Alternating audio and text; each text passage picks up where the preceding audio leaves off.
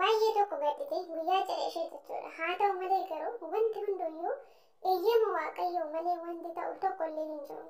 Nutu gara isaanii deema malee isaan gara keenya hin dhufani warri addunyaa kanarra du'aan boqotan jechuudha.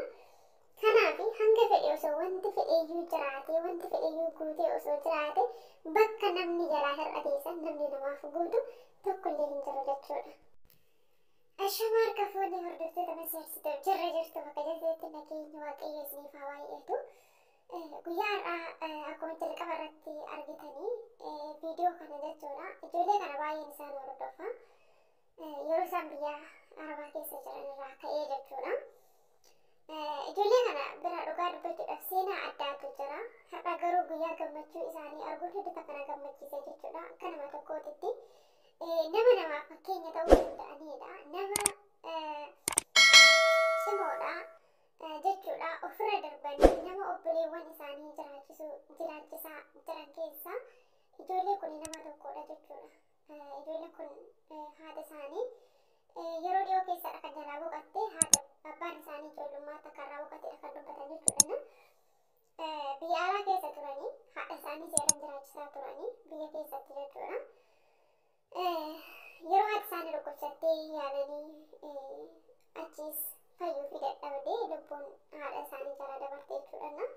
Isheen tokko gara biyyaatti illee galuu hin dandeenye sababiin isaa obboleewwan ishee jiraachisuu waan qabduuf birriin yoo hin jiraatin kaawwanti godhamu hin jiru. Gadda haadha isheetti illee biyya ormaa keessatti kan isheen dabarsiteedha jechuudha. Dhageessi osoo jirtuu garuu yoo galte qarshii malees wanti isheen gootu hin jiru. Haadha ishee deebisuu hin dandeessu waan ta'eef jechuudha. Isheen takka garuu yaaltee istaamamtee eeyyama waaqayyo hin taane karaa rabbii deeman jechuudha.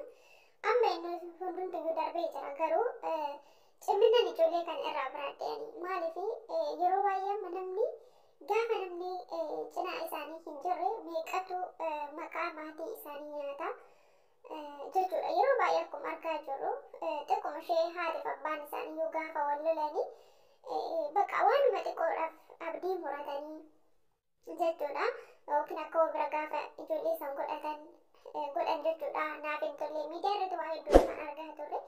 Sababa saniin jireenya hin taane keessa of galchanii waan hin taane jireenya hin barbaanne kan jiraachaa jiranii kan tasaqayaa jiranii namoota hedduutu jira jechuudha. Keessattuu yoo miidiyaa hin dhaggeeffattan yoo ta'e seenaan achirratti darbu seenaan salphaa miti jechuudha. Wanta sobaa osoo hin taane seenaa dhugaadhaa jedhanii kan amanuudhaaf illee nama dhibu kan miidiyaa sana irratti darbu jechuudha. Gaafan achirraa ilaalee har'a ijoollee kana ilaalu amilee guddaadha. Ofiif ta'an waliifis ta'an jechuudha. Har'a haadhiif abbaan isaanis jiraachuu baatu akka haadhaaf abbaa waliif ta'anii ijoolleen kun obboleettii ishee bultiidhaaf ishee dhangahan jechuudha. Cimina isaan qabaniifidha. Osoo haati keenya hin jirtu abbaan keenya hin jirudhanii ijoolleen dhiiraa karaa dhugaatii gara garaagaraa durii yoomuu karaarra deemuu meeqatu hattuu ta'eetu jireenya namaas balleessaa jira. Ofii isaatii jireenya gaarii jiraachuu miti jechuudha. Sababa kana irraa kan ka'eetu namni jireenya hin taane osoo hin barbaadin jireenya badaa jiraatu namoota hedduutu jira jechuudha. Har'a obboleewwan kun garuu biyya ormaa keessa hojjetaniitu obboleewwan isaanii barsiisuu qaban barsiisanii kan hojii hojjechuu qabu akka hojjetu taasisanii jechuudha. Obboleewwan isaanii hojii harkaa ogummaa harkaa ijoollee beekanidha. Ijoollee ciccimoo jechuudha. Namni gargaarsi nama bira jiraateedhaaf miti. Namni nama gargaareef miti. Maatii gaariirraas argatee dhalateedhaaf miti. Maatii qabeenya qabus irraa argateedhaaf miti. Keessa namaatitti yoo namni karaa fuulduraa yaada gaarii qabaate karoora gaarii qabaate waan badaa hojjechuu irraa of dhoowwa yoo ta'e namni rakkina kam keessa iyyuu darbee guyyaa tokko guyyaa gammachuu arguun isaa hin oolu. Dhiphina keessa iyyuu yoo darbe jechuudha. Namni haala kana rakkina hundumaayyuu argee waan hundaayyuu argee bira darbe tokko borullee nama irratti waan hamaa hin hojjetu. Uumaa isaatillee ni sodaata sirriitti jechuudha. Maaliif gargaarsa namaatti osoo hin taane gargaarsa rabbiitti namas keessa isaatitti waan amanuuf jechuudha. Kanaaf magaalatti obboleewwan kana jabinaan isaanirraa baradhe ciminaan isaanirraa baradhe jechuudha. Guyyaa gammachuu obboleettii kootii kanaas arguun koo hedduu kana gammachiise baay'ee tokko jechuudha. Abbaa manaa ishee har'a itti heerumte kanallee rabbiin nama akka haadhas abbaas ta'ee ishee jiraachisu ishee afaa godhu baay'ee tokko na gammachiisan jechuudha. Wanti hafe tokko hin jiru sargii isaanii irratti nama of biraa dhabuun isaanii isaan gaddisiisuu malee garuu akka nama kamiituttuyyuu sargii bareedaa haala bareedaadhaan obboleewwan ishee mucayyoo kana heerumsiisan jechuudha.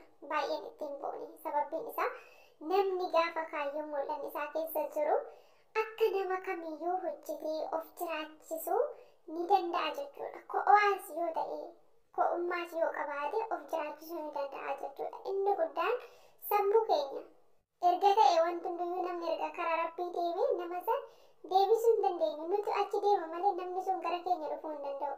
Garuu kana jechuun immoo nama of biraa dhabne jechuun mi'i sababa hin ta'u. Jireenyi keenya akka baduu sababa hin ta'u jechuudha. Meeqatu haadhaaf abbaa manaa abbaa qabaateetuyyuu maqaa abbaa fi haadha isaanii cabsee akka haadhi fi abbaan isaanii maqaa ol qabatanii hin deemne kan taasisu namoota hedduutu jira, dhiirota hedduutu jira, shamarran hedduutu jira jechuudha. Osoo maatiin isaanii iyyuu irra jiranuu jechuudha. Kanaaf har'a ko'aa isaanii ta'anii ijoolleen kun iddoo kanatti arguun kan koo ana na boonsa jechuudha. Meeqatu diqaalaa yookiin immoo ijoollee abbaan hin beekamne dhaleetuyyuu maatii isaanii deebi'ee maatii isaanii kan gargaaruu qaban deebanii maatii isaanii kan rakkisan namoota hedduutu jira. Intalli eebeluu akkas taatee jirti, intalli eebeluu akkas taatee jirti jedhaniitiyyuu kan maqaa maatii isaanii nyaatanii sababa ijoollee isaaniitiin haati abbaan isaanii mataa ol qabatanii safara keessa deemuu dadhaban namoota hedduutu jira jechuudha. Kanaaf namni keessa namaatitti yoo mul'anne kaayyoon jiraate fageessanii yaaduu ofiitti of jiraachisuun akka danda'amu yoo alaafinnati ofii keenya ofitti ofirraa nu fudhanna yoo ta'e of jiraachisuu hin dandeenye ofirra dabarreet illee mootu nama birootifuyyuu ta'uu akka dandeenyu obboleewwan kana irraa baruu dandeenya jechuudha. Har'a namni isaan bira jiraachus baatu garuu obboleewwan isaanii ogummaa beekan nama dandeettii waa tokko falaqanii hojjechuu danda'anidha ijoolleen kun jechuudha. Waa hedduutu akka itti gammadu keessaa jechuudha.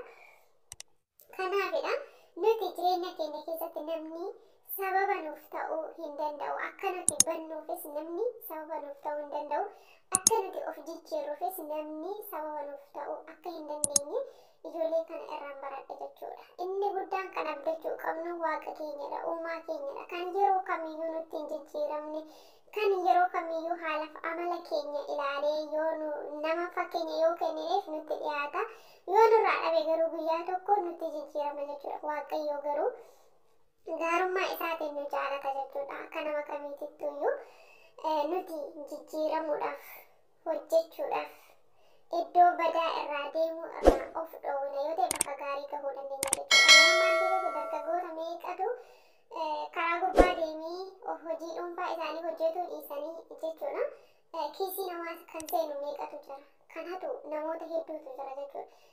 Duriyyee ta'anii yookiin maatii ofiitiif hin ta'anii yookiin ofii isaaniitiif hin ta'anii yookiin biyyaafiyyuu hin ta'an jechuudha. Eenyumaafiyyuu kan hin taane namoota hedduutu jira jechuudha. Kanaaf namni keessa isaati inni guddaan sammuu isaati jechuudha.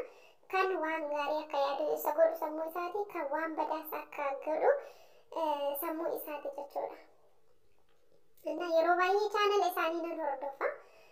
Bu'aacii hedduu dabarsaniiti kan iddoo kana gahanii ni dubbatan yeroo baay'ee chaanala isaanii irratti jechuudha. Isumaafiyyuu wanta jireenya isaanii keessatti isaan mudate sababa hin godhatan jechuudha. Wanta rakkina isaan mudatu sanii fi furmaata itti barbaadanii nama keessa darbu keessa nama tokko erga biyyallee galtee akka nama tokko tuttuu yookiin of akka baduu maal akkasiisan osoo hin taane gadi deebitee akka haadhatetti buutee obboleewwan ishee jiraachisaa turte jechuudha. Hojiiwwan garaagaraallee hojjechaa turte dhugaa dubbachuudhaa fi kanaaf obboleewwan akkana rabbiin nuuf haa baay'isu. Obboleettii keenyallee gaa'ela eebbifamaa rabbiin isheedhaaf haa godhu. Nama isheen itti dhufte kanallee kan ishee miidhu osoo hin taane kan isheedhaaf yaadu rabbiin isheedhaaf haa godhu. Maaliif yeroo ammaa kana keessatti dhiironillee kan jaalalaaf jedhanii namatti dhiyaatanii ganzabaaf qofa nama barbaadan gaafa faayidaa namarraa argatan garuu akka fedhan nama godhantu jira jechuudhanna isaallee nama akkasii akka hin taane abdii qabna nama gaarii ta'ee mucoo kanaaf haadhaafis abbaas ta'ee akka inni jiraachisu abdii qabna jechuudha. Baay'ee takkan isaan jaaladhalleedha, baay'ee takkan isaan kabajalleedha. Nama akka namni jaalatu kan nama taasisullee gaarummaa hojii isaan hojjetanidha. Kanaaf viidiyoo kee kana fakkaataa yoo dogongoree dhiifamaa turtiin keessan viidiyoo